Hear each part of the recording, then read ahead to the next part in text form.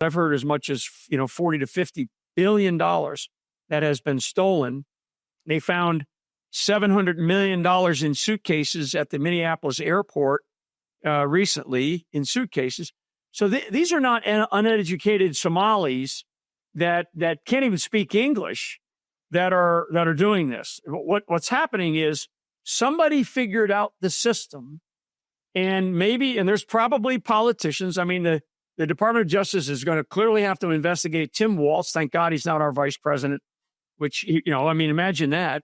So they're going to have to conduct an investigation. It's going to flow into other political people inside of the state of Minnesota. It probably will flow out to people in our federal level of political life, into our Congress, because when you start talking about grant monies being given, you kind of go, okay, where's the money coming back to? Is it coming back to PACs? Is it coming back to other non-governmental organizations that benefit both Democrats and Republicans?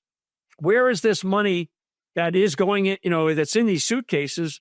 The number that somebody said the other day is it's $1 million an hour was flowing through the Minneapolis airport going somewhere. Now, it would go into when you start to follow the airplanes, right?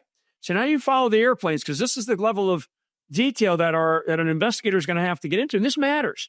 Couldn't be more disgusted. And I know you share my disgust. Yeah, absolutely. The fact that they wouldn't talk about this, the fact that they wouldn't say, wait a second, your average American is rightly deeply offended by the possibility that this level of fraud is going on. Because, ladies and gentlemen, you're working for this money. Yeah. You're working hard for this money. Why should we pay? So, Eric, and I'm sorry, why should the American people pay income taxes? Why should we pay any federal tax when we find out that 40 to 50% of every single penny that we give is going to some corrupt issue or some corrupt effort?